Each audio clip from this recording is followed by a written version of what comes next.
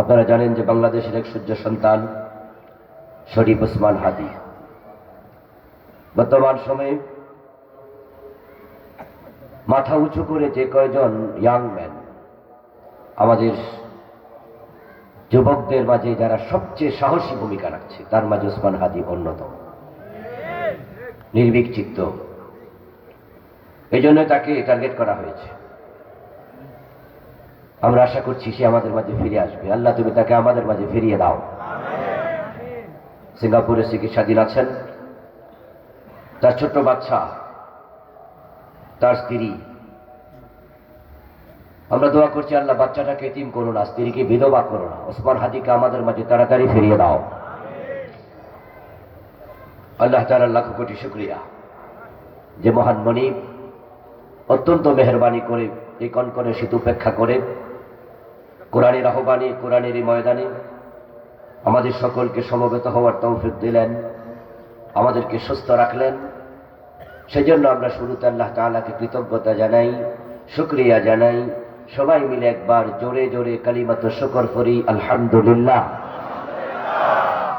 আমার সাথে করুন কষ্ট করে একটু, রাব্বানা লাকাল হামদ হামদান কাসীরা তাইয়্যিবা মুবারাকান ফীহি সুবহানাল্লাহি ওয়া বিহামদিহি আদাদা খালকিহি ওয়া রিদা নাফসিহি ওয়া জিনাতা আরশিহি ওয়া মিদাদা কালিমাতিহি সুবহানাল্লাহি ওয়া বিহামদিহি সুবহানাল্লাহিল আযীম। সম্মানিত ভাইরা, আলোচ্য বিষয় করণীয় বর্জনীয়। আসলেও আমরা তাফসীরুল কোরআন মাহফিলে কোরআন থেকে কথা বলি, আর কোরআনের আলোচ্য বিষয় মানুষ। এই জন্য কোরআন নাজিল শুরু হয়েছে মানুষের নাম দিয়ে। ইকরা বিসমি রাব্বিকাল্লাযী খালাক, খালাকাল ইনসানা, খালাকাল ইনসানা মিন আলাক। প্রথম 5 আয়াতের ভিতরে আল্লাহ তাআলা ইনসান শব্দ 2 বার বলেছেন। আল্লামাল ইনসানা মা লাম ইয়ালাম। আবার কোরআনের শেষ সূরার নাম সূরা নাস। ইনসান অর্থ কি? যারা জানেন তারা বলুন, ইনসান অর্থ কি? তো নাস অর্থ কি? ইয়েস। কোরআন নাজিলের শুরুতে আল্লাহ মানুষ দিয়ে শুরু করলেন। মানুষকে কেন্দ্র করেই কোরআন নাজিল শুরু। আবার তিনি সূরা নাস দিয়ে কোরআনের শেষ সূরা, কোরআনকে সমাপ্ত করলেন। এটার নামও দিলেন মানুষ। কিসে মানুষের কল্যাণ, কিসে মানুষের অকল্যাণ, এই হচ্ছে কোরআনের আলোচ্য বিষয়। তো যাহা কল্যাণকর তাহা অর্জনীয়, যাহা অকল্যাণকর তাহা বর্জনীয়। তাহলে বোঝা গেল কোরআনের আলোচ্য বিষয় যেহেতু মানুষ, যে কোরআন পড়লে আমরা সেটাই পাবো কোনটা আমাদের করা উচিত, কোনটা আমাদের করা উচিত নয়। এই দুটি সমন্বয়ের নাম ইসলাম। ইসলাম হচ্ছে মা আতাকুমুর রাসূলু ফাখুযুহু ওয়া মা নাহাকুম আনহু ফান্তাহু। রাসূলুল্লাহ সাল্লাল্লাহু আলাইহি ওয়াসাল্লাম যা করতে বলেছেন করো, তিনি যা ছাড়তে বলেছেন ছাড়ো। এই যে আমাদের বিদ্যুৎ জ্বলছে এখন, বিদ্যুতের তারের মাঝে, লাইনের মাঝে 2টি তার আছে, একটা পজিটিভ আর একটা নেগেটিভ। যদি আপনি 2টির একটি খুলে দেন, আলো থাকবে? থাকবে না। এই যে আমার এখানে মাইক মাউথস্পিচ চলছে, এই তারটার ভিতরেও 2টা আছে, একটা নেগেটিভ, পজিটিভ। একটা খুলে দিলে আওয়াজ হবে আর জোরে হবে না। ঠিক আল্লাহর জান্নাত পাওয়ার জন্য 2টি কাজ করতে হবে, কিছু করণীয়, কিছু বর্জনীয়। আপনি একটাতে আছেন আর একটাতে নাই, জান্নাত পাওয়া যাবে না। অথচ 5 ওয়াক্ত নামাজ পড়ে আবার সুদ খায় এমন লোক বাংলাদেশে আছে। সে করণীয়টা করলো কিন্তু বর্জনীয়টা বর্জন করলো না। قال رسول الله صلى الله عليه وسلم من اشترى ثوبا ب10 دراهم فيه درهم حرام لم يقبل الله له صلاته ما دام عليه। নবীজি সাল্লাল্লাহু আলাইহি ওয়াসাল্লাম বলেন, যে ব্যক্তি 10 টাকা দিয়ে একটি কাপড় কিনলো, 10 দিরহাম দিয়ে কাপড় কিনেছে, 9 দিরহাম হালাল, 1 দিরহাম হারাম।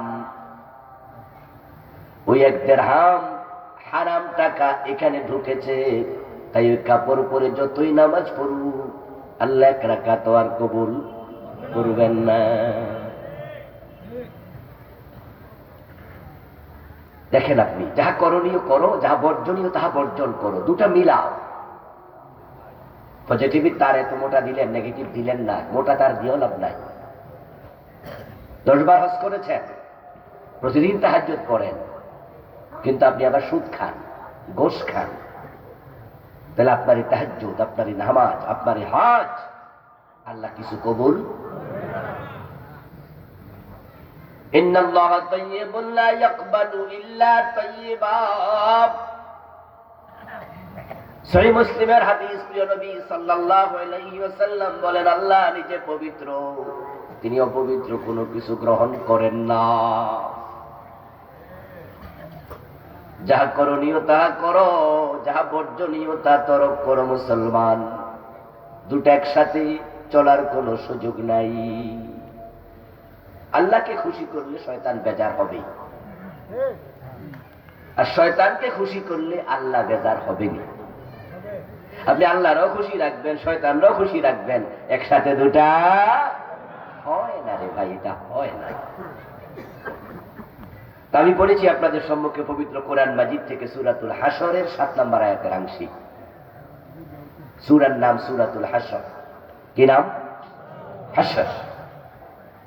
হাশর মানে হচ্ছে ইয়াউমুল মাহশার, একত্রিত হওয়ার দিন।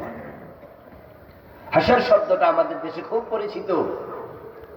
একটা দিন আসবে, যেই দিন পৃথিবীতে যত মানুষ এসেছিল সকলে আল্লাহর সামনে উপস্থিত হওয়া লাগবে। ওই দিনের নাম ইয়াউমুল কিয়ামা, ইয়াউমুল হাশর, ইয়াউমুত তানাদ, ইয়াউমুদ্দিন, ইয়াউমুত তাগাবুন, আরো কত নাম। হাশর মানে একত্রিত হওয়া, একসাথে হওয়া, ইয়াউমিল জামঈ, একত্রিত হওয়ার দিন। তো আল্লাহ তাআলার সামনে আমরা সবাই উপস্থিত হব। এই উপস্থিত হওয়াকে লক্ষ্য করে একটা সূরা নাযিল করেছেন, সূরার নাম হাশর। আজকে আমরা যারা আছি, আজ থেকে 200 বছর আগে আমরা কেউ এখানে, 100 বছর আগেও ছিলাম না। আবার ঠিক যারা আছি আজ থেকে 150 বছর পরে হয়তো আমরা একজনও আর থাকবো না। কিন্তু হাশরের মাঠ এমন একটা জায়গার নাম, আদম আলাইহিস সালাম থেকে শুরু করে প্রলয় পর্যন্ত যত মানুষ পৃথিবীতে এসেছে, আসবে, আছে, সবাইকে একসাথে দাঁড়াতেই ইয়াসলাউনাহা ইয়াউমাদ্দিন ওয়া মা হুম আনহা বিগাইবিন। ওদিন সব মানুষকে আল্লাহর সামনে উপস্থিত হওয়া লাগবে, একজনও লুকায়া থাকার কোনো সুযোগ নাই। এখন সেখানে আমরা কেন হাজির হব? সকল মানুষকে আল্লাহ কেন উপস্থিত করবেন? প্রতিটা কাজের পিছনে কোনো না কোনো উদ্দেশ্য থাকে। যেমন আজকের মাহফিলে আমরা আসছি, এখানে আসার পিছনে উদ্দেশ্য নাই। আমরা এসেছি, আমি আসছি বলতে, আপনারা আসছেন শুনতে। প্রত্যেকেরই একটা কাজ থাকে, উদ্দেশ্য থাকে। উদ্দেশ্যহীন কাজ পাগল ছাড়া কেউ করে না। আপনারা দেখবেন যে কিছু পাগল আছে, হেরে কাপাসিও দেখা যায়, মাঝে মাঝে সালাও দেখা যায়, মাঝে মাঝে আবার পাশের বাজার ওখানেও পাবেন। এবং দেখবেন যে মানুষ রাস্তায় হাঁটতেছে, পাগলটাও রাস্তার পাশ দিয়ে হাইটে হাইটে যাচ্ছে। পাগলকে জিজ্ঞাসা করবেন, তো পাগলা কোথায় যাও? সে দেখবেন যে মানে কোথায় যাই জানে না, বলবে যাইতেছি। সে যে কোথায় যায় তার কোনো লক্ষ্য নাই, উদ্দেশ্য নাই।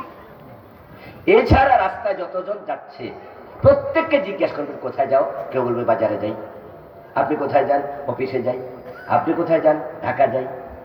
প্রত্যেকে একটা কারণ বলবে, কিন্তু পাগলার কোনো চলার কারণ নাই। সে উদ্দেশ্যহীন চলছে। পাগল ছাড়া উদ্দেশ্যহীন চলে না। তাহলে এবার বলুন তো, হাসরের ময়দানে আল্লাহ সকলকে একসাথ করবেন, আল্লাহর একটা উদ্দেশ্য আছে না নাই? ফাইলুল হাকিম লা ইয়াখলু আনিল হিকমা। আল্লাহ মহাবিজ্ঞানী, তার প্রতিটা কাজের মাঝে হিকমত আছে। তো হাসরের মাঠে উপস্থিত হওয়ার কারণ শুধু একটা, সেটা হলো এই যে কিছু করণীয় ছিল, কিছু বর্জনীয় ছিল, দেখি কতটুকু মেনে চলেছ, হিসাব দেও। হাসরের ময়দানে আল্লাহ তাআলা সব মানুষকে একসাথ করবেন শুধু হিসাব নেয়ার জন্য। এজন্য আমরা বলে থাকি, দুনিয়া আমলের জায়গা, এখানে কোনো হিসাব হয় না। হাসরের ময়দান হিসাবের জায়গা, ওখানে আমল করার কোনো সুযোগ থাকে না। আজকের এই মাহফিলে আসছেন, আবার কালকে যদি কারো মনে চায় গানে যাবে, বিভিন্ন জায়গায় গান হয় না? কিছু শ্রোতা এমন আছে না, ওরা হুজুরের মাহফিলও যায়, মমতাজ বেগমের গানেও যায়, দুই জায়গাতে যায়। এখন আপনি মাহফিলে আসছেন, না আসলে আল্লাহ জোর করে আনতেন না। এবং কে কে আসে নাই আল্লাহ তাআলা কোনো হিসাবও নেবে না, এখানে জিজ্ঞাসা করবে না যে মাহফিলে কে কে যাও নাই। আবার কালকে যদি কেউ গানে যায়, আল্লাহ তাআলা তাকে ঠেকাবেন না, কোনো ফেরেশতা পাঠাবেন না যে তাকে ঠেকাও, সেই জন্য যেতে না পারে। এবং কেন গেলেন আল্লাহ কোনো প্রশ্ন করবে না এখানে। এই জন্য দুনিয়া হচ্ছে আমলের জায়গা, এখানে হিসাব হয় না। আর আল্লাহর সামনে যদি হাসরের মাঠে হাজির হবেন, ওটা হিসাবের জায়গা, ওখানে আমল করার সুযোগ আর থাকে না। হিসাব দিতে হবে সকলকে, আল্লাহর সামনে দাঁড়াতে হবে। নবীজি সাল্লাল্লাহু আলাইহি ওয়াসাল্লাম বলেছেন, লা তাজুলু কদম ইবনে আদম ইয়াউমাল কিয়ামাতি হাত্তা ইউসআলা আন খামস। প্রত্যেকটা মানুষকে আল্লাহর সম্মুখে 5টি প্রশ্নের জবাব দেওয়ার আগে তার কদম নাড়তে দেয়া হবে না। হাসরের ময়দানে মানুষ যাবে,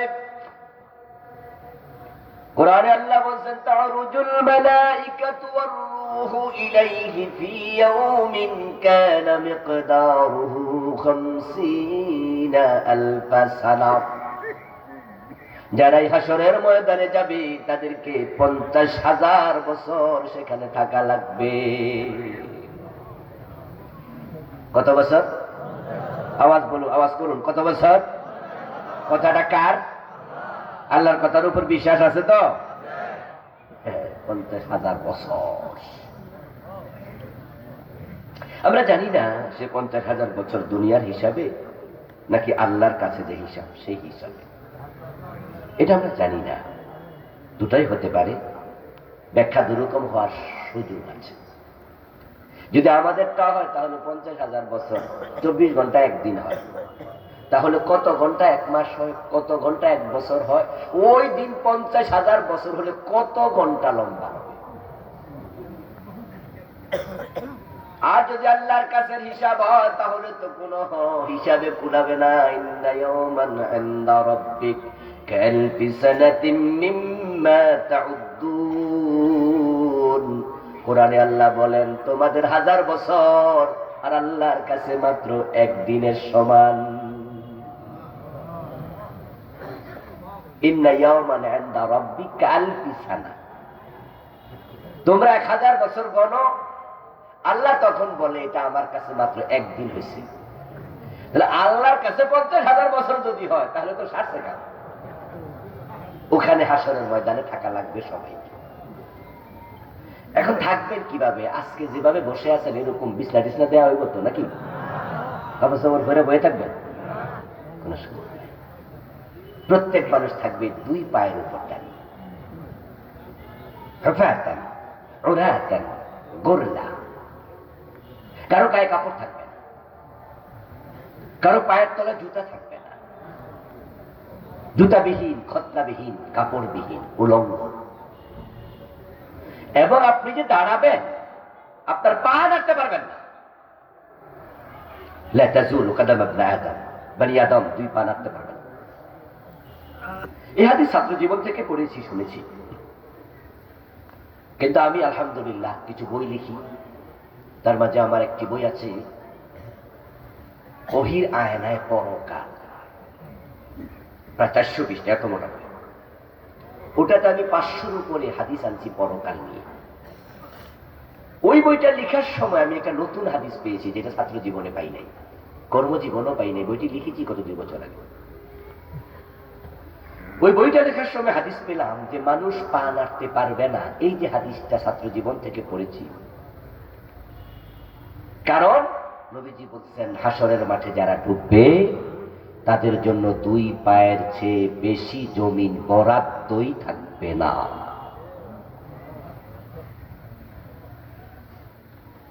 মানে প্রত্যেকটা মানুষের জন্য হাসরের মাঠে জায়গা থাকবে 2 কদম পরিমাণ। তো আপনি পা নাড়বেন কেমনে? আপনার পা তো নাড়ানোর জায়গাই।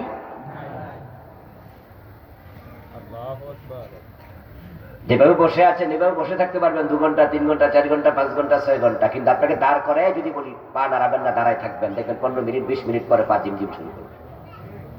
হাঁটতে পারবেন 2 ঘন্টা, 3 ঘন্টা, 4 ঘন্টা। 2 পায়ে দাঁড়াই থাকা খুব জটিল। যদি 1 ঘন্টা দাঁড়ায় থাকেন, 2 ঘন্টা পরে দেখবেন পা আস্তে আস্তে অবশ হয়ে যাবে। যদি আপনি পা না নাড়েন, আপনি দাঁড়িয়ে থাকতে পারছেন না, 2-4-6 ঘন্টা পরে হলে আপনি বোধহীন হয়ে যাবেন, পুরো অবশ হয়ে যাবে, মনে হবে যে আপনার শক্তি শেষ। আর হাসরের ময়দানে দাঁড়ায় থাকতে হবে 2 কদমের উপরে। কত বছর? সবাই বলুন না, কত বছর?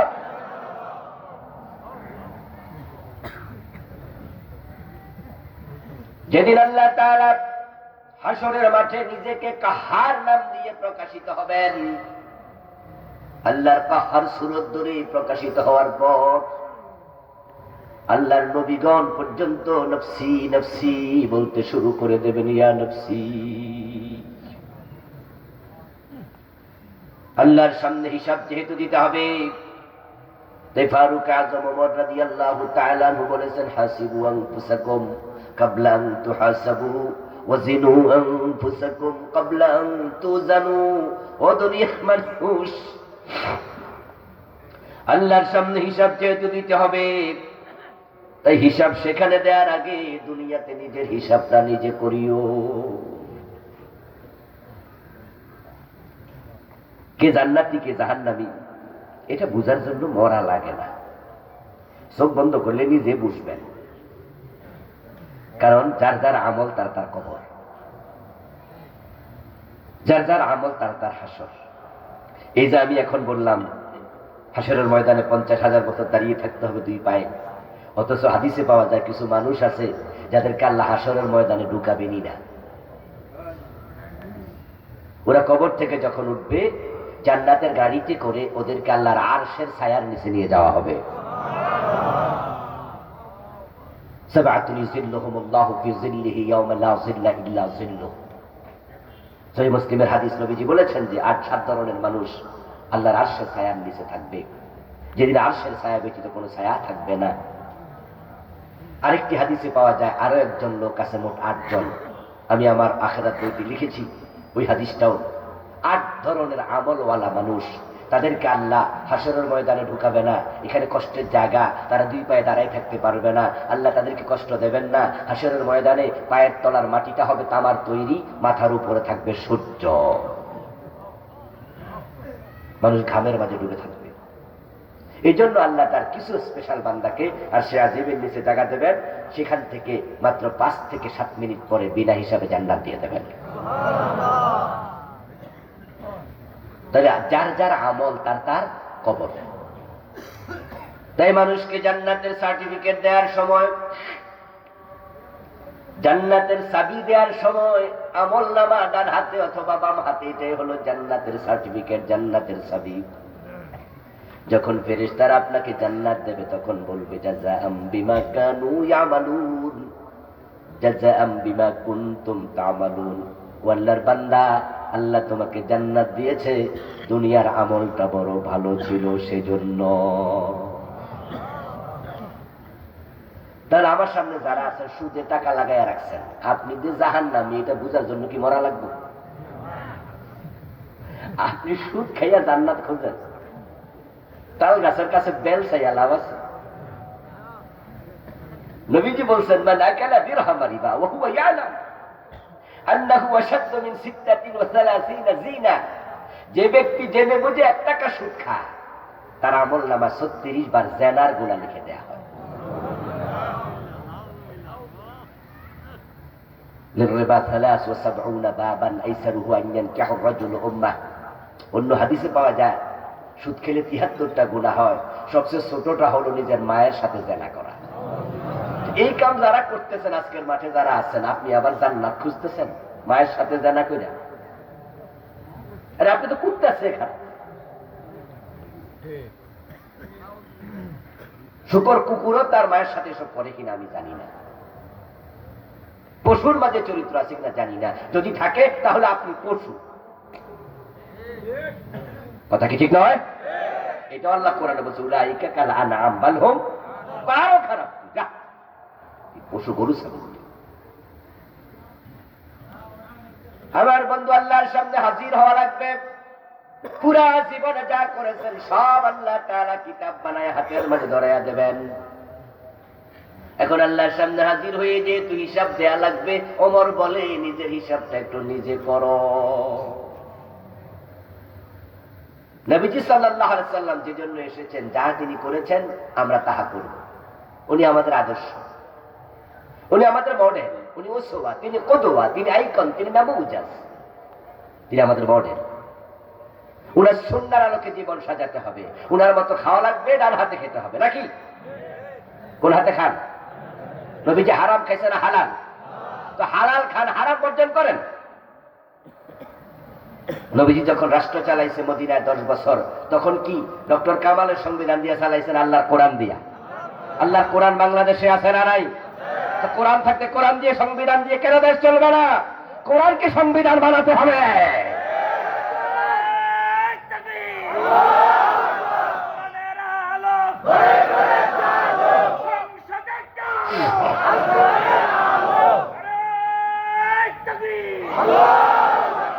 আমার প্রিয় ভাইয়েরা, নবীজি যা করেছেন আমরা তাই করব।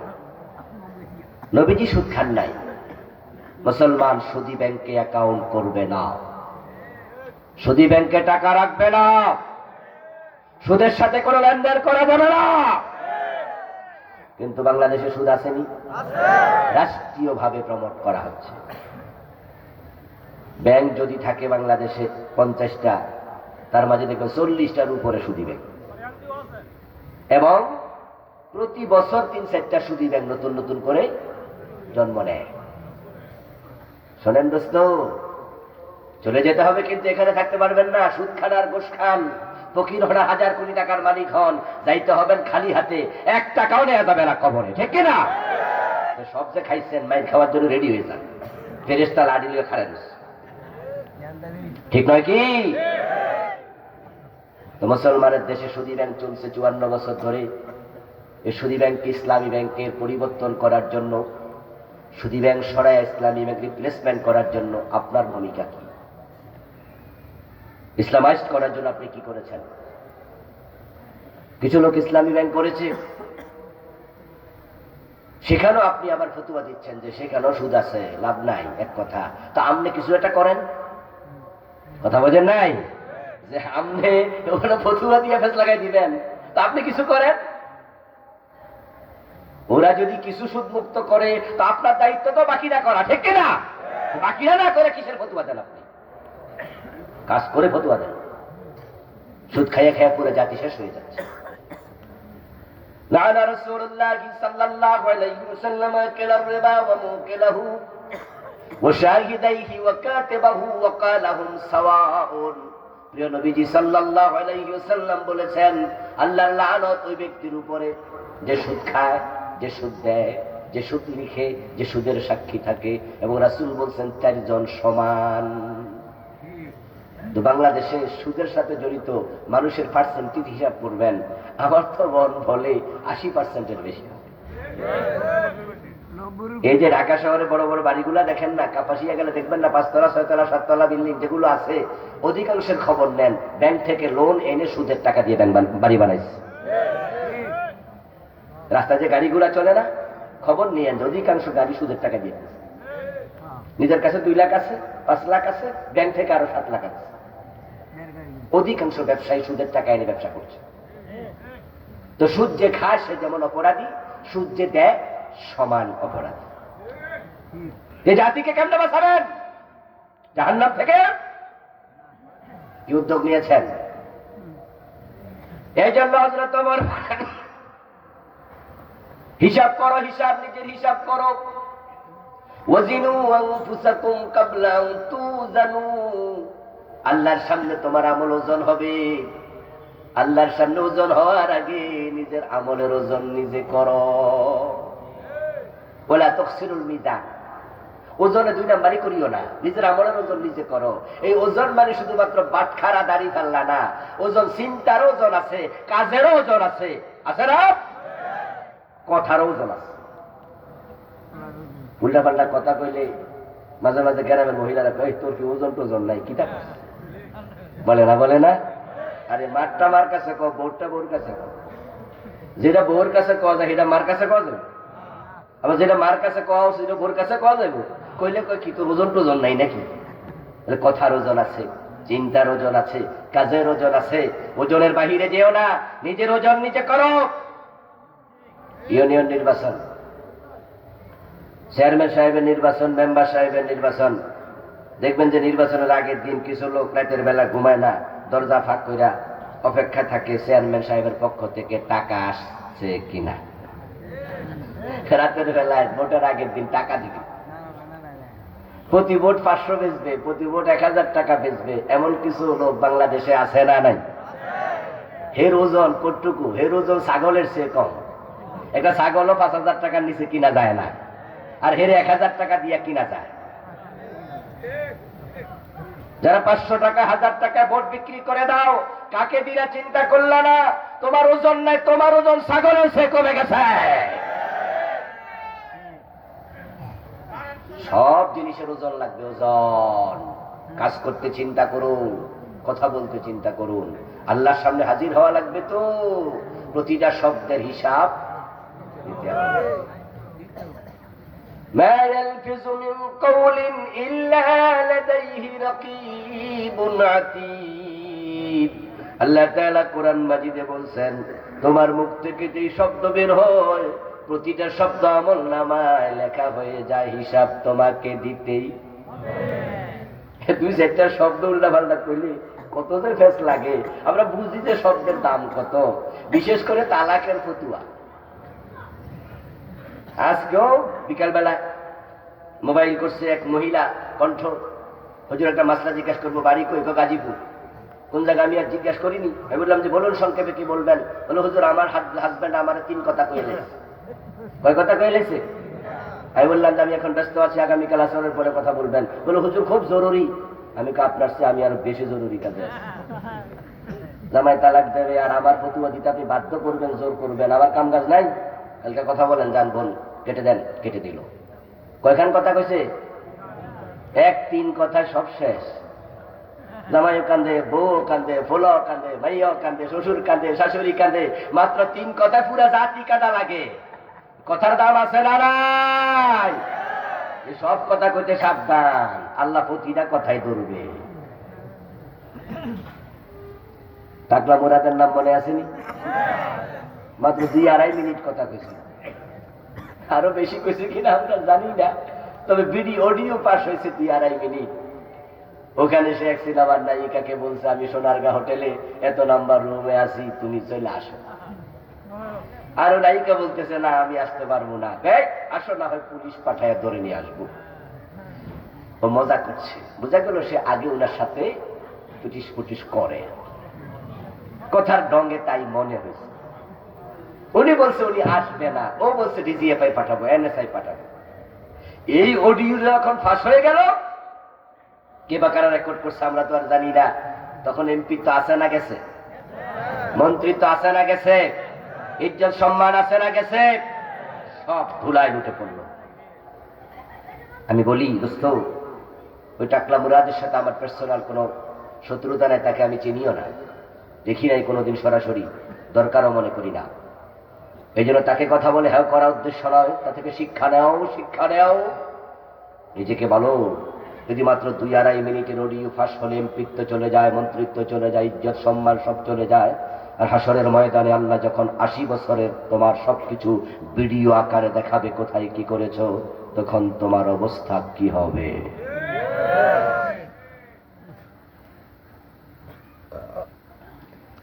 এই জন্য আমরা হাসরের ময়দানে সূরাটা নিলাম। এবার ফিরে আসুন আয়াতে। ওই হাসরের মাঠে আল্লাহ সবগুলো মানুষকে একসাথ করবেন শুধুমাত্র হিসাবটা নেয়ার জন্য। তুমি কি করেছো হিসাব দাও, বলো জীবন কেমনে কাটাইছো। নবীজি সাল্লাল্লাহু আলাইহি ওয়াসাল্লামের আদর্শকে সামনে নিয়ে যে ব্যক্তি নিজেকে সাজালো, ওই ব্যক্তি মুহূর্তের ভিতরে হিসাব দিয়ে দেবে এবং টর্ডান হাতে আমল নামা আল্লাহ তাআলা দেবেন, আর জাকিরান হাতে আমল নামা আল্লাহ দেবেন। তার ব্যাপারে তিনি বলছেন ফাসাউফা ইউহাসাবু হিসাবান ইয়াসীরা, তার হিসাব আল্লাহ অতি সহজে নিয়ে নেবেন। এই আয়াত যখন নাজিল হলো, নবীজি সাল্লাল্লাহু আলাইহি সাল্লাম তখন নামাজের সিজদায় পড়তেন আল্লাহুম্মা হাসিবনি হিসাবান ইয়াসীরা। আমার সাথে পড়ুন, আল্লাহুম্মা হাসিবনি হিসাবান ইয়াসীরা। বাংলা অর্থ হলো, হে আল্লাহ তুমি আমার হিসাবটা সহজে নিও। মা আয়েশা সিদ্দিকা বলেন, সামি'তু রাসূলুল্লাহি সাল্লাল্লাহু আলাইহি ওয়াসাল্লাম ইয়াকুলু ফি বা'দি সালাতিহি আল্লাহুম্মা হাসিবনি হিসাবান ইয়াসীরা। আমি প্রিয় নবীকে উনার কোন নামাজের সিজদায় বলতে শুনলাম, আল্লাহ তুমি আমার হিসাবটা সহজে নিয়ে নিও।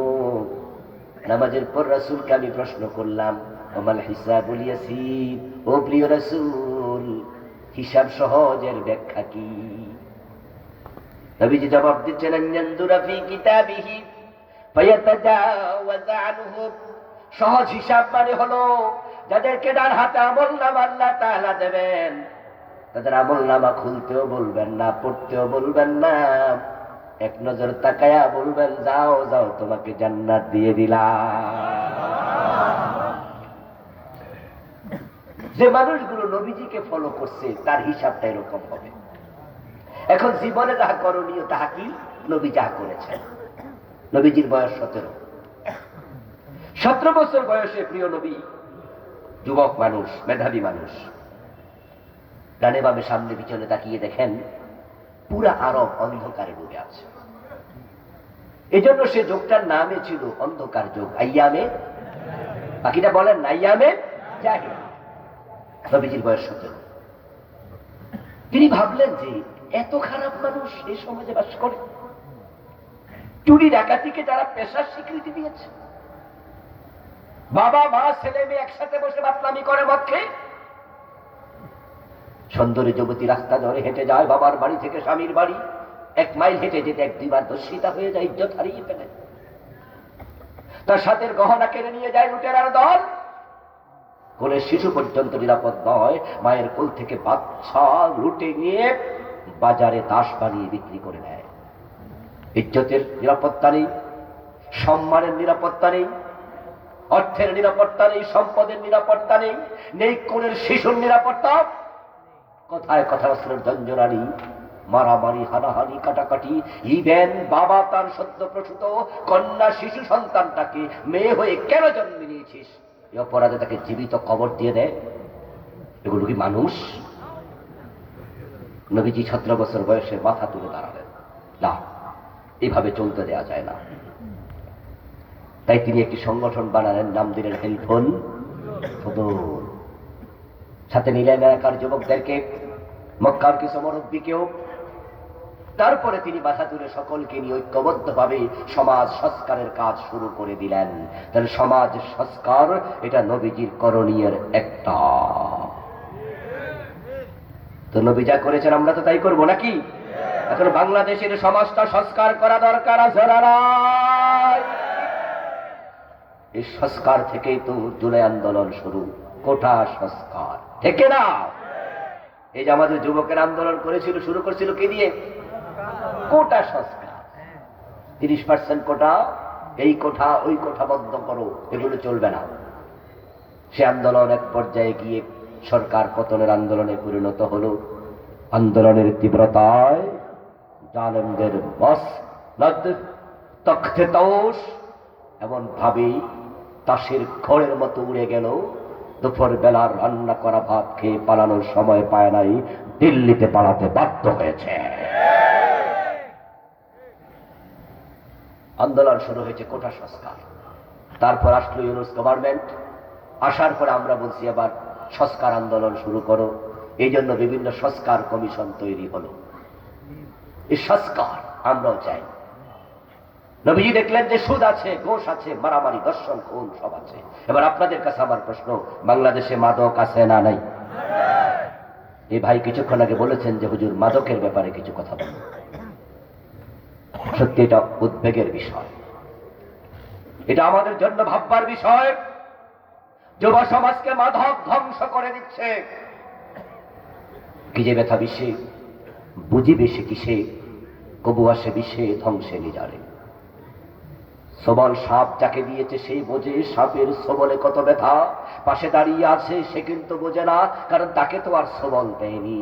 ঠিক আমরা যারা মদ খাই না, আমাদের সন্তানরা মাদক সেবী না, মাদকের সবলের যাতনা যে কত জঘন্য এটা আমরা অনুভব করি না। কিন্তু যেই পরিবারে একটা মাদকাসক্ত ছেলে আছে, ওই পরিবারের লোকেরা টের পায়। একটা ছেলেই পুরা পরিবারকে জাহান্নাম বাড়িয়ে ছেড়ে দেয়।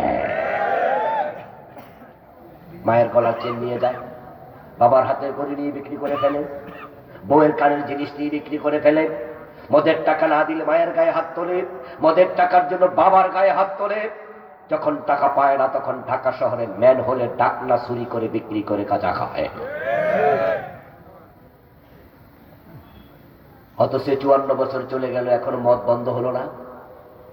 মদ বন্ধ করতে তো 6 মাসও লাগার কথা না। সংস্কারের অভাব, মাথা তুলে আমাদের দাঁড়াতে হবে। আমার রাসূল দাঁড়িয়েছেন 17 বছর বয়সেই। আমাদের যাদের বয়স 17 হয়েছে, ও যুবক তোমার মাথা তুলে দাঁড়ানোর বয়স হয়েছে। আর যাদের বয়স 17 বেশি, আমরা সময় লস করেছি আর লস করতে চাই না। বাংলাদেশকে সংশোধনের জন্য সবাই একসাথে মাথা তুলে দাঁড়াতে হবে।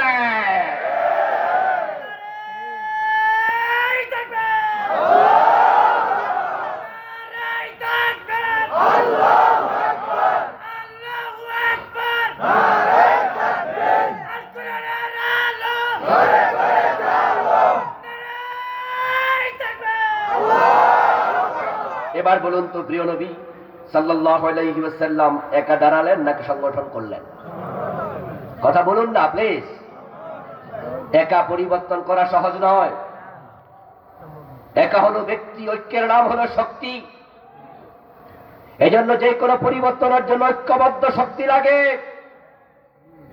একা একা মাঠে নামলে জালেম সরকার পালাতো না, যখন সবাই মিলে নামেছে পালাতে বাধ্য হয়েছে, ঠিক না? ঐক্যের নাম হলো শক্তি।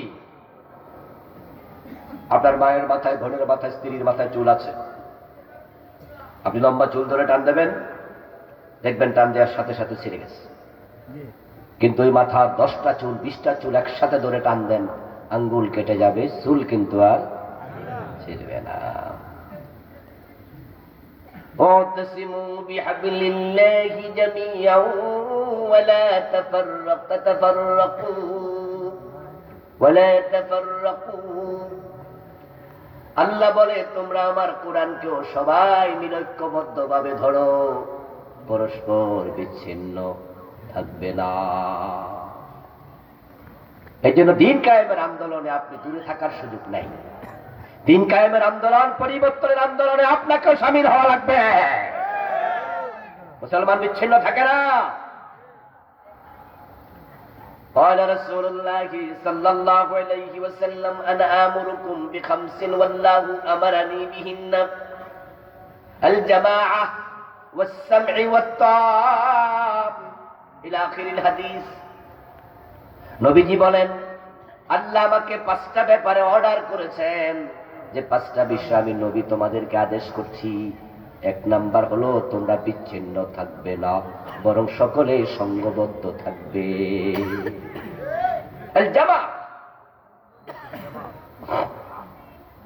নবীজি দাঁড়ালেন, আলহামদুলিল্লাহ। সাথে ছেলেরা যোগ দিল, এলাকার যুবকেরা যোগ দিল। কিন্তু দাঁড়াইও বেশি লাভ হলো না। দাওয়াত দিতে দিতে ওনার বয়স হয়ে গেল 40। সংস্কার চলবে, এটা চলমান প্রক্রিয়া, কাজ চলতে থাকবে। যখন দেখবেন হচ্ছে না, তখন নতুন করে আবার ভাববেন। 40 বছর বয়স পর্যন্ত নবীজি এই দাওয়াতি কাজ চালু রাখলেন। ভালো হও, চুরি করো না, ডাকাতি করো না, হিলফুল ফজুলের মাধ্যমে অন্যায়ের বিরুদ্ধে প্রতিকার করো, অন্যায়ের বিরুদ্ধে দাঁড়িয়ে যাও, সমাজকে ভালো করো বললেন, কিন্তু কোনো লাভ হলো না, কেউ ভালো হয়নি। এবার নবীজি চলে গেলেন গারে হেরা। গারে হেরা জাবালে নূর পাহাড়ের চূড়া, একটা ছোট্ট গুহা। ওখানে বসে বসে তিনি ধ্যান করছেন, মোরাকাবা করছেন, ভাবছেন যে কি করা যায়, কি করা যায়। তাহলে আমরা তো 54 বছর ধরে, বাংলাদেশের বয়স 54 বছরে তাবলীগের কাজ আছে, কিন্তু মদ তো বন্ধ হলো না। এই ভাই বলছে মাদকের ব্যাপারে বলুন কিছু, এর মানে ওনার ভিতরেও কষ্ট যে মাদক তো যুব সমাজকে শেষ করে দিচ্ছে। তাবলীগের কাজ হলো 54 বছর ধরে মাদক বন্ধ হলো না। 3.5 থেকে 3.5 থেকে 4.5 লাখ মসজিদ থেকে প্রতি জুমায় ওয়াজ হলো, মাদক তো বন্ধ হলো না। লাখ লাখ পীর সাহেবের তালিম তারবিয়ত হচ্ছে, মাদক তো বন্ধ হচ্ছে না। আমাদের মতো বক্তারা হাজার হাজার মাহফিল করছি, মাদক তো বন্ধ হচ্ছে না। তাহলে আবার বলুন তো, যেহেতু হচ্ছে না, নতুন করে ধ্যানে বসা দরকার আছে না নাই? আমার রাসূল তো ধ্যান করেছেন সেখানে। এই প্রক্রিয়ায় হবে না। আমি বলেছি মদ 54 বছর ধরে চলবে, কেন 6 মাসও তো লাগবে না। আমাদেরকে দিয়ে দাও, কোরআনওয়ালাদের হাতে দেশটা তুলে দাও। দেখো কোরআন এস্টাবলিশ হলে, অথবা তোমরা নিজেরা কোরআনের আইনের কাছে ফিরে যাও, কোরআনের বিধান হাদিসের বিধান কায়েম করো। এই দেশকে মাদক মুক্ত করতে 6 মাসও লাগবে না, লাগবে না। কেন লাগবে না? এক নাম্বার, সেটা হচ্ছে ইসলাম যারা ফলো করে তারা কি মদ খাইতে পারে? তাহলে যারা ইসলামওয়ালা তারা যদি এস্টাবলিশড হয়, মদের প্রতি কোনো আকর্ষণ নাই, তারা শুরুতেই বলবে মাদক নির্মূল করার আইন করা হলো। কিন্তু 54 বছর ধরে আইন হয়েছে মাদক নিয়ন্ত্রণের, নির্মূলের কোন আইন। এই জন্য আমাদের দেশে রাষ্ট্রীয়ভাবে যে অফিসটা বানাইছে মদের বিরুদ্ধে, ওইটার নাম হলো মাদক নিয়ন্ত্রণ অধিদপ্তর। আপনাদের কাছে আমার জিজ্ঞাসা, আওয়াজ দিয়ে বলুন তো, আমরা কি নিয়ন্ত্রণ চাই না নির্মূল চাই? তো 54 বছরে তো নির্মূলের কোন অফিসই নেই। এবার বলুন তো, হোটেল সোনারগাঁয়ে, হোটেল শেরাটনে মদের বার আছে না নাই? তো নিয়ন্ত্রণ না থাকার কারণে সেখানে অনুমতি আছে যে হোটেল সোনারগাঁয়ে মদ খাইলে অসুবিধা নাই, ওখানে বার আছে, সরকার অনুমতি দিছে। কিন্তু নির্মূলের আইন যদি থাকতো, বাংলার সীমানায় মাদক থাকতো না। দ্বিতীয় হচ্ছে 56,000 বর্গ মাইলের বাংলাদেশে, এটা আল্লাহর দয়া, আল্লাহর শুকরিয়া যে আমাদের দেশে কোনো মদের ফ্যাক্টরি নাই। যত কথা বলবেন না, যত ফেন্সিডিল সব আসে ইন্ডিয়া থেকে। বাংলাদেশের সীমানা কোনো ফেন্সিডিল তৈরি হয় না। ইন্ডিয়া থেকে যদি ফেন্সিডিল আসা বন্ধ হয়ে যায়, তাহলে বাংলাদেশের ছেলেরা আর ফেন্সিডিল খাইতে পারবে না। আচ্ছা, আপনাদের বাড়িতে দুধের গাই আছে না? এই অনেকে নাই, তাও হ্যাঁ কর না, একটু দেখছেন তো বাড়ির কাছে দাঁড়িয়ে তো আছে নাকি? আচ্ছা, দুধ, যে গাই দুধ দেয়া বন্ধ করছে, টানলে কি পরেনি আর? তো যদি আপনি ওলানটা আনেন, দুধ ভিতরে না থাকে, তো পড়বো করতে। যখন আমরা ফেন্সিডিল আসা বন্ধ করে দেব, ফেন্সিডিল পাবে না। যত ইয়াবা আছে, বাংলাদেশে কি ইয়াবা বানানো হয়? প্রতিটা ফিজ মায়ানমার থেকে আসে, চায়না থেকে আসে। আমরা বর্ডার ক্লোজ করে দেব। আমরা বিজেপিকে বলে দেবো এক পিস ইয়াবা বাংলাদেশে ঢুকবে না, ঢুকলে চাকরি থাকবে না।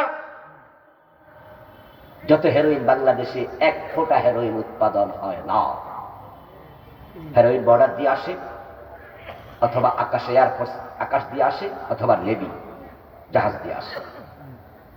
আমরা নেভিকে বলে দেবো সিরিয়াস হও, এয়ারফোর্সকে বলে দেবো সিরিয়াস হও। বাংলাদেশে মাদক ঢুকবে না, হেরোইন ঢুকবে না, ফেন্সিডিল ঢুকবে না, ফেন্সিডিল ঢুকবে না, ইয়াবা ঢুকবে না। মাত্র একটা বর্ডার ক্লোজ হয়ে গেলে তারা মদ পাবে কোথায়? খেতেও তো পাবে না।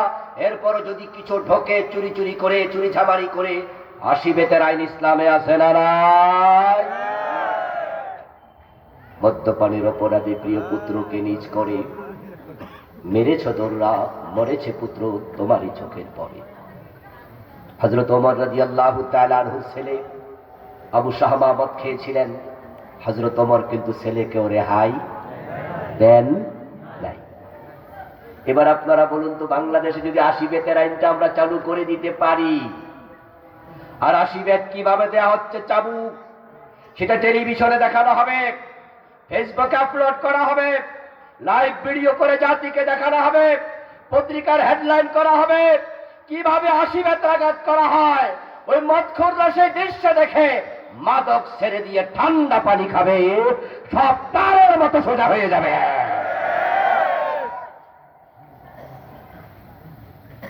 কিন্তু সেদিকে না গিয়ে যদি কেউ মনে করে যে না হুজুর আপনারা কিছু ওয়াজ করলেই সারবো, তাহলে এটা হবে ভুল। কারণ চোরে শোনে না ধর্মের কাহিনী। ওয়াজ কি আমি বেশি জানি না হযরত ওমর বেশি জানতেন? কত বেশি কল্পনা করা যায়? তো যদি ওয়াজে কাম হইতো, ছেলেরে উনি 5 মিনিট ওয়াজ করলে হতো, 80 বেত দিল কেন? কিছু কিছু অপরাধ আছে তোমার হাতে ছেড়ে দেওয়া হয় নাই।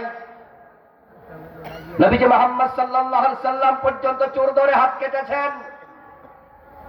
সুপারিশ করার পর তিনি বলেছিলেন আমার মেয়ে ফাতেমা চুরি করলে ফাতেমার হাতও আমি কাটবো।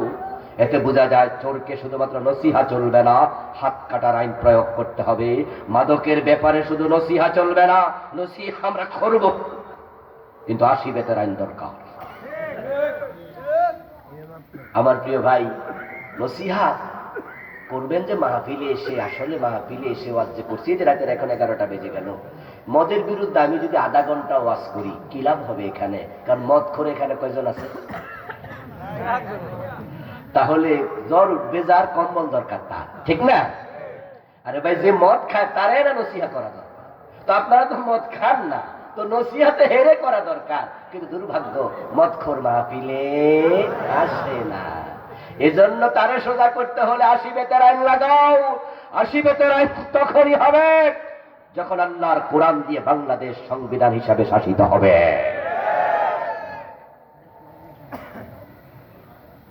নবীজি সাল্লাল্লাহু আলাইহি ওয়াসাল্লাম ধ্যানে বসলেন। যখন তিনি ধ্যানে বসলেন গায়ে হেরা, তখন জিবরিল আমিন কোরআন নিয়ে চলে আসলেন।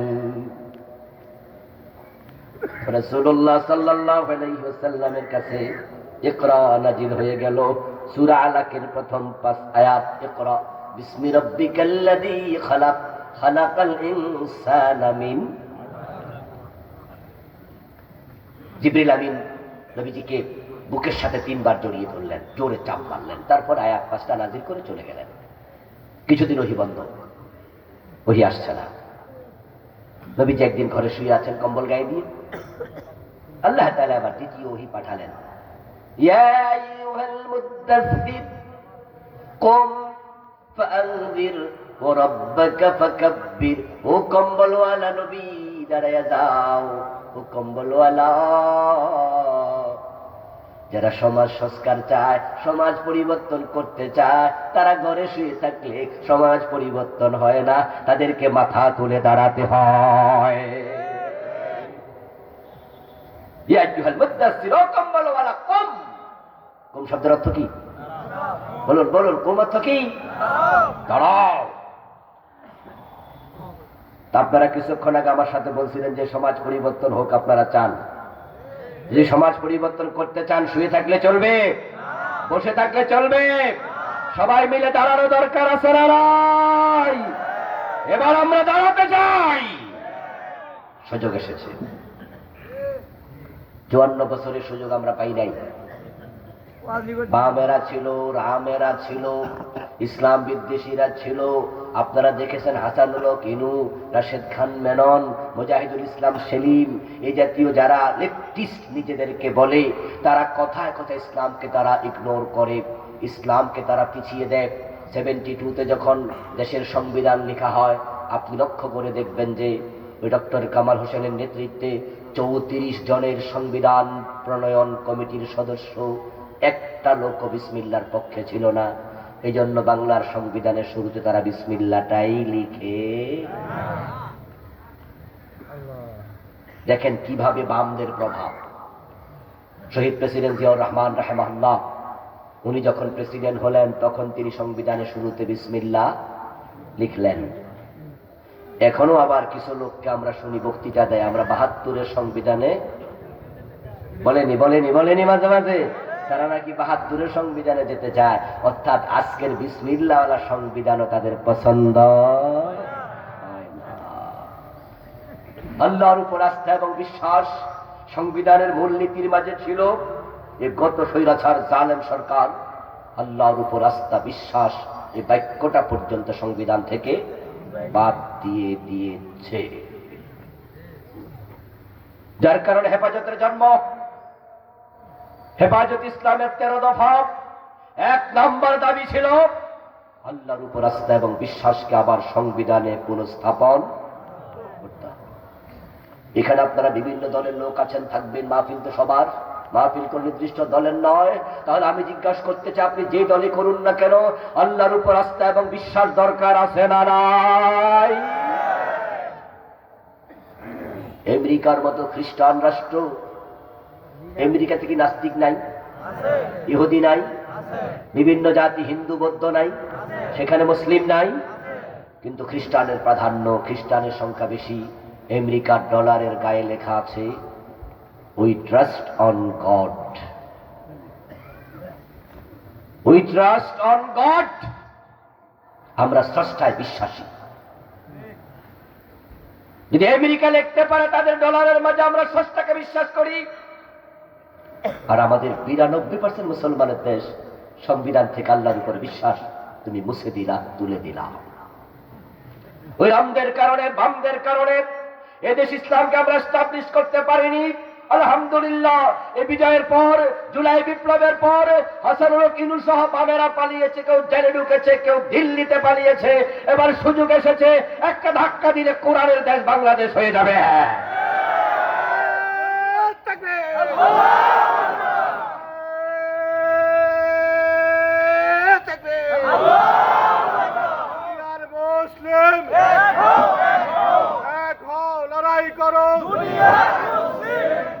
আমার প্রিয় ভাইরা, এই যে কোরআনের দেশ বলতেছি, কারো কোনো কষ্ট লাগতেছে? কোরআন কোন দলের? যদি আপনার কষ্ট লাগে আল্লাহর কসম আপনি ঈমান আনেন, ঈমানের সমস্যা। কোরআন তো আমার, আপনার, সবার। নবীজি যা এনেছেন তা ধরো, নবীজি যা ছেড়েছেন তা ছাড়ো, এটাই তো করণীয় বর্জনীয় নাকি? তো নবীজি কোরআন ওনার সাথে আসে নাই, আল্লাহ কোরআন নাযিল করছে। আমি কোরআনের কথা বলছি। এখানে আপনি কেন দ্বিমত করবেন? করলে তো ঈমান শেষ। ভাই, কোরআন যদি রাষ্ট্রের মূল সংবিধান হয়, এত শান্তি পাবেন যেটা আপনি কল্পনা করতে পারছেন না। আর এখন সমস্যা তো হয়েছে, কোরআনের বাহিরে চলার কারণে কিছু লোক হয়ে যায় বড় লোক, অধিকাংশ লোক থাকে গরিব। কারণ তারা বড় লোকেরা গরিবদের রক্ত শুষে শুষে মোটা হয়। তারা 10 তলায় আর আমরা গাছতলায়। ইসলাম যখন আসবে এই ক্রাইমটা ইসলাম বন্ধ করে দেবে, দুর্নীতিটা বন্ধ করে দেবে, কোন অফিসার ঘোষ চলবে না। তখন তার সুফল সবাই পাবে। ইউরোপ আমেরিকা আজকে কেন আগাইছে? তারা কোরআনের অধিকাংশ আইন নিজেদের সমাজে তারা মেনে নিয়েছে, ঘোষণা দেয় নাই, তারা বলে নাই যে আমি কোরআন থেকে নিছি। কিন্তু আমরা নিজের চোখে দেখছি। আমি ইউরোপে গিয়েছি আলহামদুলিল্লাহ, আমেরিকায় গিয়েছি, আরো বিশ্বের অনেক রাষ্ট্রে গিয়েছি। এই অগাস্টে আমি 3 দিন আমেরিকায় ছিলাম। এই অক্টোবরে 29 তারিখ 30 তারিখ জাপানে ছিলাম। আমি দেখার সুযোগ পেয়েছি বিশ্বকে। আল্লাহ আমাকে অনেক সুযোগ দিয়েছেন আলহামদুলিল্লাহ। আমি জাপানে 2 দিনের সফরে হিরোশিমায় গিয়েছি। জাপান টোকিও থেকে 1000 মাইল দূরে। জাপানের পুরাটা শহর, অধিকাংশ জায়গা 2 দিনে এমন ঘুরেছি না আমাদের ভাইদেরকে সাথে নিয়ে। তাদের রাস্তা আমি ময়লা দূরের কথা, একটা কাগজের টুকরা দেখিনি। আচ্ছা বলুন তো, ইসলামে পরিচ্ছন্নতা তাহারাত শিখায় না? পবিত্রতা কি ঈমানের অঙ্গ না? তাহলে তারা যে পবিত্রতা নিল, এটা কি ইসলামের অংশ না? আমরা মুসলমান আর আমরা পবিত্রতা নেই না। আমরা পারলে রাস্তার মাঝখানে খানে প্রস্রাব করে দিলে মনে করে ঠিক আছে।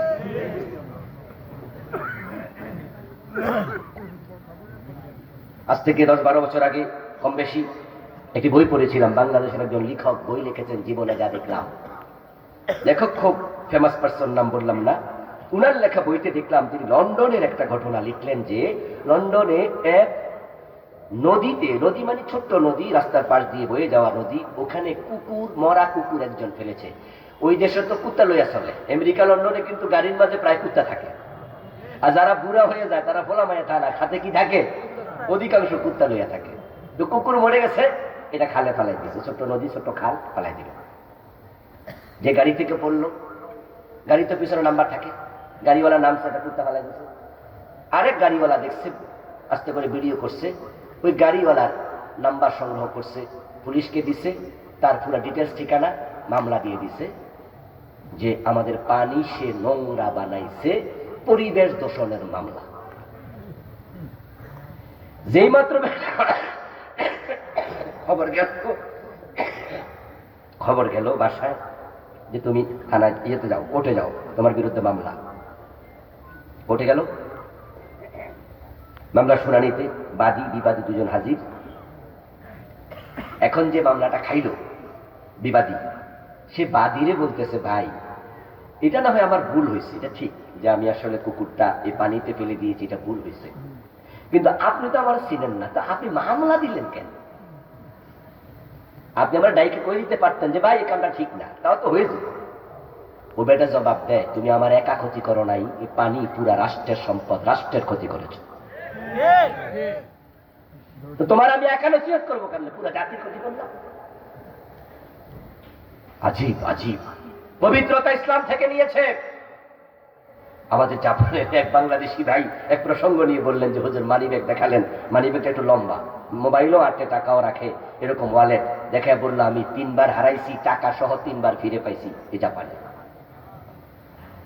আমি বললাম বাংলাদেশে পকেটে থাকলেও তো নিয়ে যায়। কি ভুল বলেছি? ভুল বলেছি? মা ফিলাই সব মোবাইল নিয়ে যাবে, দেখবেন একটু একটু চান্স পাইলে। এই নদী একজন আছে কামের, মসজিদের ভিতরে জুতা চুরি হয় না? ও বলছে 3 বার হারিয়েছি ওয়ালেট, 3 বার পেয়েছি টাকা সহ। অথচ জাপানে এখন 52% নাস্তিক অ্যাথেইস্ট। আগে বুদ্ধিস্ট বেশি ছিল। ও বৌদ্ধ দেশের লোক নাস্তিকেরা, তারা চুরি করে না। চুরি করা ইসলামে জায়েজ না, হারাম। অর্জনীয় না বর্জনীয়? তারা ইসলামেরটা নিল, আমরা নিলাম না। এখন এবার বলুন তো, ইসলাম এস্টাবলিশ যদি এই দেশে হতো, কি শান্তি আসতো। হযরত ওমর রাদিয়াল্লাহু তাআলা আনহুর সময় আমরা শুনেছি অর্ধ দুনিয়ার সম্রাট ওমর গাছতলায় একা একা ঘুমাতেন, কোন বডিগার্ডের প্রয়োজন। আমার প্রিয় ভাইয়েরা, হযরত ওমর রাদিয়াল্লাহু তাআলা আনহু তিনি মদিনা থেকে জেরুজালেম চলে গেলেন একা একা, সাথে একজন শুধু উনার চাকর যে ওটের রশি টানবে, এছাড়া কোনো বডিগার্ডের প্রয়োজন নাই। শান্তি কাকে বলে? আওয়াজ দিয়ে বলুন তো, ইসলাম অর্থ কি? ইসলামের যে কয়টা অর্থ আছে তার মাঝে মৌলিক একটা হলো শান্তি। এখন বাংলাদেশে শান্তি আছে তো? এই কাপাসিয়ার ভাইয়েরা, কাপাসিয়া থেকে ব্যাংকে আপনার অ্যাকাউন্টে 10 লাখ টাকা তুললেন, এই 10 লাখ টাকা নিয়ে একা একা বাড়ি যাওয়ার সাহস কি আমরা সবাই করি? যদি কেউ যাইও, লা ইলাহা ইল্লা আনতা সুবহানাকা পড়তে পড়তে যাওয়া লাগে না? কখন কি হয় বলা যায় না। ডাকাতি, চুরি, শান্তি কোথায়? কোরআন যদি এস্টাবলিশ হয়, আমরা সবাই যদি বুঝি চুরি করা যাবে না, এটা বর্জনীয়। এরপরও কিছু লোক আছে ধর্মের কাহিনী শুনবে না, চুরি করবে। হাত কাটার আইন চালু করে দাও, 100 চোরের হাত কাটো, 1000 চোর তারের মতো সোজা হয়ে যাবে। সৌদি আরব আপনারাও গিয়েছেন, আমরাও গিয়েছি, অনেকে গিয়েছেন, হজ, উমরা, চাকরি বাকরি। আমি গিয়েছি অনেকবার, আলহামদুলিল্লাহ। 2005 থেকে শুরু করেছি, গণিনি কতবার গিয়েছি, করার কোনো প্রয়োজন নেই। কিন্তু আমি হাত কাটা চোর একজনও দেখিনি। ওদের সে হাত নাই, কাটা হাত হাঁটতেছে, এরকম দেখিনি আমি। কারণ হাত কাটা হয়, এই আইন যখন চালু হয়, চোরেরা এমনি চুরি ছাড়িয়ে দেয়, কারণ ঠেলার নাম। যখন জানবে হাত কেটে দেওয়া হবে, ছাড় দেওয়া হবে না, তখন সে এমনি চুরি করবেন, আপনি দেখবেন আপনাদের শপিং মলে যান, শপিং মলের গেটের মাঝে লেখা থাকে এই মার্কেটে সিসি ক্যামেরা আছে, সিসি ক্যামেরা দ্বারা নিয়ন্ত্রিত। আচ্ছা, সিসি ক্যামেরা দ্বারা নিয়ন্ত্রিত এই কথা শুনলে দোকানের মাল কি চুরি করবো মানুষের? কারণ সে ব্যাক কল হে করবো, আর যে সামান্য বুঝ আছে হে করবো, হে করলে তো ধরা। আল্লাহর আইন এত সুন্দর, এগুলো সমাজে চালু হলে তখন সমাজে শান্তি আসে, সমৃদ্ধি আসে। আল্লাহর আইন আছে পরের হক খেও না, আল্লাহর আইনে আছে চুরি করো না। ও দোস্ত, চুরি দূরের কথা, কোরআনের বক্তব্য ইয়া আইয়ুহাল্লাযীনা আমানু লা তাদখুলু বুয়ুতান গায়রা বুয়ুতিকুম হাত্তা তাস্তানিসু ওয়া তুসাল্লিমু ইলা আহলিহা। ও আল্লাহর বান্দারা, মুমিনেরা শোনো, তোমরা একের ঘরে অন্যে অনুমতি না দিয়া, সালাম না দিয়া প্রবেশ করিও না। কোন ছেলের জন্য মায়ের ঘরে সালাম না দিয়া ঢোকার অনুমতি। যুবক ভাই, যুবতী রুমের মাঝে সালাম না দিয়া ঢুকবে না। যেখানে ইসলাম অন্যের ঘরে সালাম না দিয়া, অনুমতি না দিয়া ঢোকার অনুমতি দেয় না, সেখানে চুরিটা কেমনে হবে? ইসলাম যখন মেনে নেব, অর্জনীয়গুলো অর্জন করব, আমার ঘরের মা চুরি কেমনে হবে? আমার ঘরে তো অন্য কেউ অনুমতি ছাড়া ঢোকারই সুযোগ নেই। আর ইসলাম, আর ইসলাম, ইসলাম শুধু পরশ মানিক, তারেকে পেয়েছে খুঁজি, পরশে তাহার শোনা হলো যারা, তাদেরই মোরা বুঝি। আর যদি চুরিটা বন্ধ হয়ে যায়, তাহলে আমরা সবাই ঘরের দরজা খুলে ঘুমাতে পারবো, চুরির কোনো সম্ভাবনা থাকবে না। কোরআনে আছে, জেনা করলে 100 বেত লাগাও, বিবাহিত জেনা করলে তাকে পাথর মারো। যদি আমার দেশে 100 বেতের আইন চালু হয়ে যেত, বিবাহিতকে জেনা করলে পাথর মারার আইন চালু হয়ে যেত, 2-4টা শাস্তি যখন সমাজের মানুষ জানত, আমার সুন্দরী বোন, আমার সুন্দরী বউ, আপনার বোন, আপনার বউ একা একা রাস্তায় চলতো, অন্তরে কোনো ভয় ছিল না, কেউ তার দিকে চোখ তুলে তার তাকানোর সাহস করত না, নিরাপত্তা চলে আসতো সমাজে। ইসলাম বলেছে মিথ্যা কথা বলো না। আরে মিথ্যাটা ছেড়ে দেন, মিথ্যাটা ছেড়ে দেন, সমাজে শান্তির ফুলগুদারা বয়ে যাবে, কেউ ঠকবে না। আমরা দোকানে মাল কিনতে গিয়ে জিজ্ঞাসা করবো, শুধু শুধু বলবো, ভাইজান আমি তো 1 নাম্বার সরিষার তেলটা চাইতেছি, আপনার কাছে কি 1 নাম্বারটা আছে? দোকানদার যদি জানতো যে মিথ্যা বলা কবিরা গুনাহ, মিথ্যা বলা যাবে না, আর দোকানদার বলতো যে না আমার কাছে 1 নাম্বারটা নাই, তাহলে আমি আরেক দোকানে যেতাম, আরেক দোকানে যেতাম। 1 নাম্বারটা কোথায় আছে খুঁজে পাওয়া বড় সহজ ছিল, তাহলে আমি আর 2 নাম্বার তেল কিনা লাগতো না। যেই কোনো দোকানে গিয়ে আমি জিততাম, আমি আর ঠকতাম না। কিন্তু মিথ্যার কারণে এখন বাংলাদেশে কোনটা আসল কোনটা নকল বুঝার কোন সুযোগই নাই। প্রতারণা, মিথ্যা হয়ে গেছে আমাদের ব্যবসায়ের পুঁজি। আমি ছোট্ট একটি বাড়ি বানাচ্ছি, ওই বাড়ির জন্য আমি বিদ্যুতের তার কিনবো। তা আমার কোন তার কিনবো একজনের সাথে পরামর্শ করলাম। পরামর্শ আমাকে জানানো হলো যে আপনি বিআরবি তার কিনেন, এটা ভালো। আমি বললাম ঠিক আছে, ভালোটাই লাগাবো। সাথে আমাকে পরামর্শ দিলেন যে হুজুর সাবধানে কিনবেন, কারণ ওটা নকল আছে। তা আমি বললাম যে নকল চেনার উপায় কি? বলল আপনি মাইক্রোস্কোপ দিয়েও চিনবেন না। এই জন্য যারা এই কাজে অভিজ্ঞ এমন লোক নেবেন, শোরুম থেকে কিনবেন। কারণ বাহিরে যে বিআরবি 2 নাম্বারটা বেছে, ওটার মাঝে এমন ভাবে সিল দেয় 1 নাম্বার আর 2 নাম্বার ব্যবধান করা সহজ নয়, হুবহু মিলে যাবে, আপনি বুঝবেনই না এটা 2 নাম্বার। আমি বললাম তাই বুঝি, মারাত্মক কথা তো। বলে হ্যাঁ। বিআরবির একজন অফিসারের সাথে আমার দেখা, ওনাকে আমি তখন ধরলাম, এই মিয়া আপনাদের বিআরবি তার 2 নাম্বার হয়েছে, আপনারা মামলা দেন না কেন?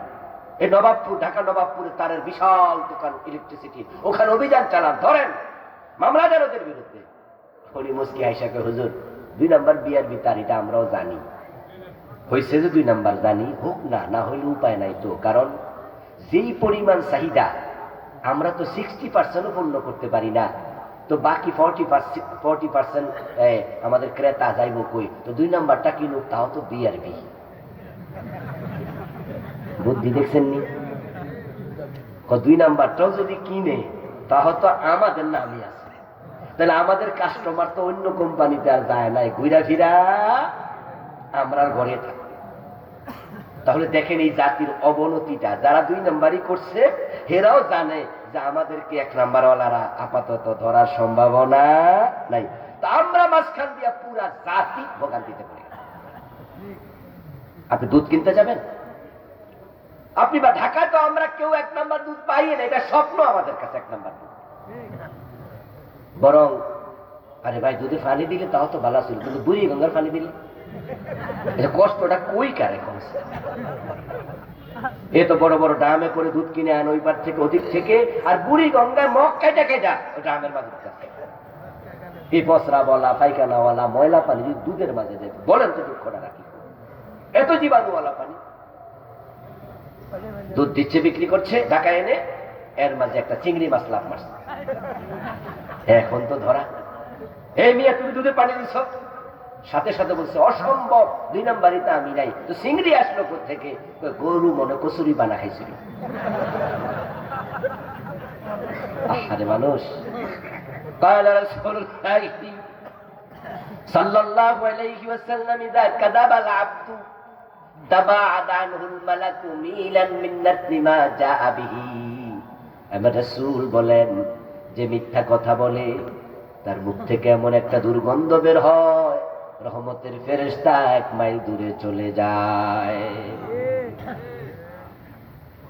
এখন আমাদের দোকানদার ভাইয়েরা অধিকাংশ সবার কথা বলছি না, যে মিথ্যা বলাটাকে চালাকি মনে করে। চালাকি চালাকি এটা নাকি ব্যবসার একটা চালাকি।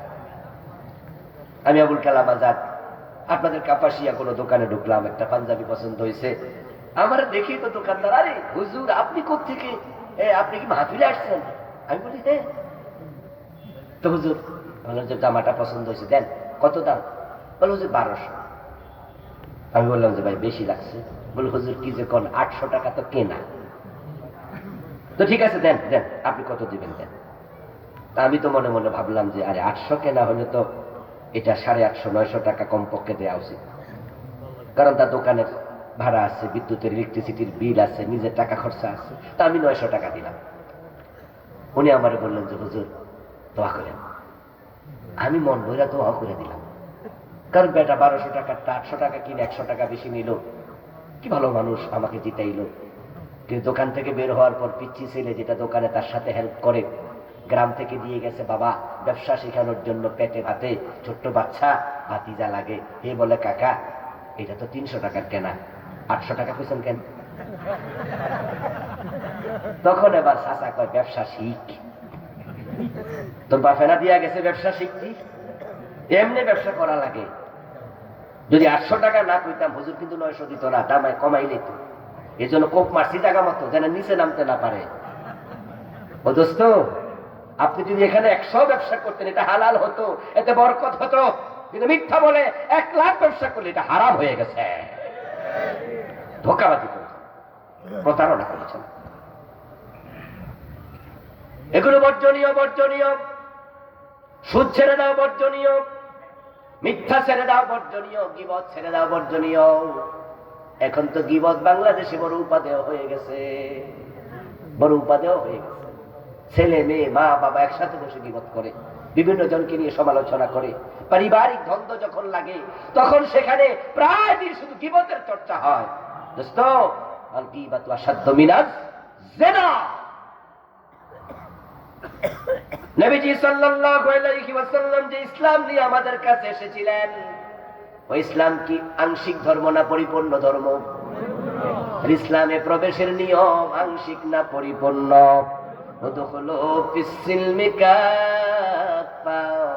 আল্লাহর বিধান হলো ইসলামে পরিপূর্ণ প্রবেশ করো। এখন আমাদের দেশের অবস্থা হচ্ছে কি জানেন, যে আমরা কেউ ইসলামের ভিতরে পা দিছি, পুরা বডি দেই নাই। কেউ পা 2টা দিছি কিন্তু মাথা বাইর করে রাখছি, কেউ আবার মাথা ভিতরে দিয়ে হাত বাইর করে রাখছি। মানে এক একজন এক এক স্টাইলে আছি, যার কারণে দেখবেন মসজিদে ঢুকলে সবাই ইসলাম মানে, আদালতে আর কেউ ইসলাম মানে না। মসজিদে আমরা কোন পা দিয়া ঢুকি, কোন পা দিয়া বের হই? আল্লাহু আকবার বলে নামাজ শুরু করি, সালাম ফিরিয়ে নামাজ শেষ করি। যদি ইমাম মাগরিবের ফরজ 2 রাকাত পরে সালাম ফিরা, আমরা কেউ কি সালাম ফিরাই? আমরা ইমামরে লোকমা দিই। কারণ নবীজিকে ফলো করো, ইসলাম পুরা মানো। মসজিদে এসেছি, কোরআন সুন্নাহর বাহিরে চলবে না। ইমাম বাবার বাবা হলে বাবাকেও ছাড় দেব না, বাবাকেও লোকমা দেব। ইমাম যদি পীর সাহেব হয়, আমরা তার মুরিদ হই। মাগরিবে 2 রাকাত সালাম ফিরাইলে পীর সাহেব আমরা ফিরাবো? পীর সাহেবকে লোকমা দেব।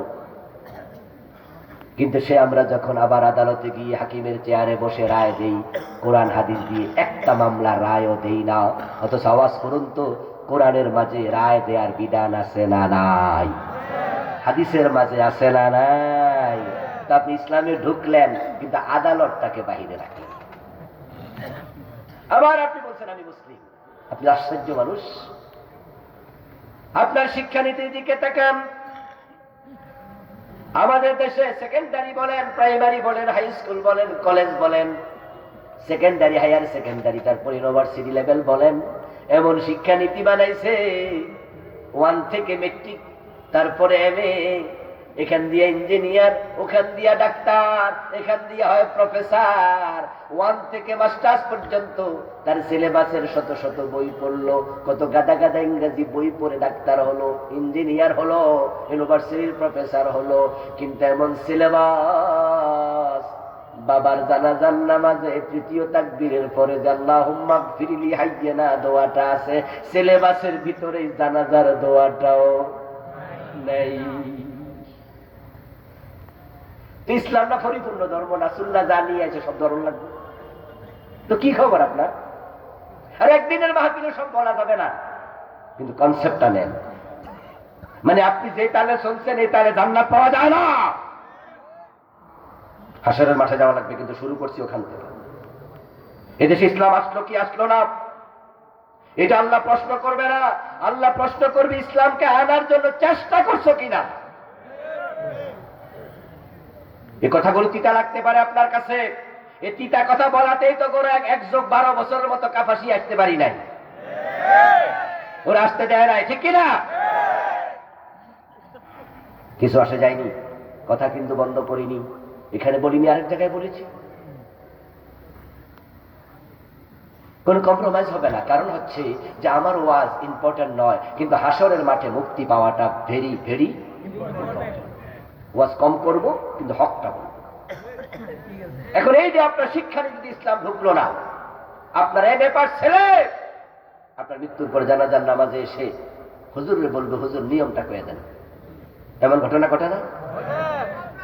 হুজুর মাইক হাতে নিয়ে বলে কি, 4 তাকবীরের সাথে এই ইমামের পিছনে ফরজে কিফায়া সালাতুল জানাজা পড়ছি, নিয়ত। হ্যাঁ মাশাআল্লাহ হুজুর, হয়েছে হয়েছে, আল্লাহু আকবার। তো আল্লাহু আকবার কইলা যে নিয়ত শিখছো, এখন দোয়া শিখবা কখন? এখন যে এই মাত্র আইসা নিয়ত শিখছে, এবার পরে দোয়া শুরু হয়েছে না? তো হে কি শুরু করলো না শেষ করলো? নিয়ত বান্ধে খারাপ হয়েছে তো পারে না।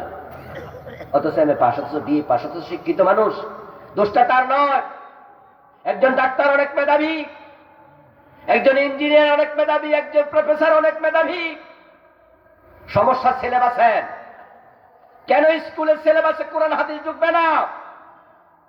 ইংরেজি 200 আছে এসএসসিতে, বাংলা 200 আছে এসএসসিতে, ফিজিক্স, কেমিস্ট্রি, বায়োলজি 300, বিজ্ঞান, উচ্চতর গণিত, জেনারেল ম্যাথ, ওখানে 200 অঙ্ক, এত সাবজেক্ট হলো। এবার আওয়াজ দিয়ে বলুন তো, 100 কোরআন 100 হাদিস দরকার আছে না নাই? এটা কেন থাকবে না? একজন মুসলিমের জন্য ইসলামের মৌলিক এলেম শিক্ষা করা নফল না ফরজ? তো তুমি জান্নাতে কেমনে যাইবা? ফরজ এলেম তোমার না। এই জন্য আমরা জাতিকে জান্নাতমুখী করতে চাই। ইসলাম এস্টাবলিশ হলে 1 বছরের ভিতরে সিলেবাস চেঞ্জ হয়ে যাবে। স্কুল, কলেজ, মাদ্রাসা, শিক্ষা ব্যবস্থা 3 রকম থাকা দরকার নাই। আমরা যারা হুজুর, আমাদেরকে বিজ্ঞান জানা উচিত, আমাদেরকে ইংরেজি জানা উচিত, আমাদের অঙ্ক জানা উচিত। আপনারা যারা স্যার, আপনাদের কোরআন হাদিস জানা উচিত, ঠিক কিনা? সিলেবাস 3টা হবে কেন? সিলেবাসটা একটাই না, সিলেবাসটা একটাই যথেষ্ট। কিন্তু না, ওই যে বলছি 72-এর সংবিধান, যারা দেশটা স্বাধীন করছিল, আজকে তো স্বাধীনতার দিবস, স্বাধীন করলো বাংলাদেশ। আর উদযাপন করে ইন্ডিয়া। স্বাধীনতা তখনই চিন্তায় হয়ে গেছে। জানি না আপনারা কতটুকু ইন্টারনেটে থাকেন। আজকে নরেন্দ্র মোদী পোস্ট দিয়েছে তার ফেসবুকে, আজকের দিবস নাকি ভারতের বিজয় দিবস। ইন্ডিয়ার প্রধানমন্ত্রী সাধারণ কোনো ব্যক্তি নয়, সে আজকে এবং আজকের সবগুলো মিডিয়া নিউজ করেছে তারই কথা। বাংলাদেশের নামটা পর্যন্ত সে নেয় নাই। বলছে পাকিস্তানের সাথে যুদ্ধ হয়েছিল ৭১-এর যুদ্ধে, আজকে ভারতের বিজয় হয়েছে। অথচ জেহাদ করেছি আমরা, ৯ মাস লড়াই করেছি বাংলার মুসলমান। এই লড়াইয়ের কারণে যে 7 জনকে সবচেয়ে বড় খেতাব দেওয়া হয়েছে বীর শ্রেষ্ঠ, সে বীর শ্রেষ্ঠ 7 জনের মাঝে হিন্দু কয়জন? তাই শিক্ষিত ভাইরা কথা বলে, হিন্দু আছে? তো যুদ্ধ করলো মুসলমানেরা, লাখ লাখ মারা গেল মুসলমান, বিজয় নাকি ওদের হয়েছে। কেন এই কথা বলে জানেন? কারণ পাকিস্তানের এই হানাদার বাহিনী যখন আত্মসমর্পণ করে, তখন সেখানে আমাদের জেনারেল ওসমানীকে উপস্থিত থাকতে দেয়া। সেখানে জেনারেল লিয়াজি আত্মসমর্পণ করেছে ইন্ডিয়ার জেনারেল অরোরার কাছে। অথচ আমাদের যুদ্ধের যিনি প্রধান সর্বাধিনায়ক জেনারেল ওসমানী, ওনাকে সে প্রোগ্রামে রাখাই হয় নাই। এই জন্য তারা বলে আমরা বিজয়ী হয়েছি পাকিস্তানের সাথে। তখনই চিন্তায় হয়েছে, তাই শিক্ষা ব্যবস্থা ইসলাম নাই, অর্থ ব্যবস্থা ইসলাম নাই, আমাদের কোন জায়গায় ইসলাম আছে? এই জন্য আমরা কোরআনওয়ালা মুসলমান, আমরা মাথা তুলে দাঁড়িয়ে বলতে চাই, আমরা নবীজির সুন্নাহর বাহিরে চলব না, দেশকে চলতে দেব না।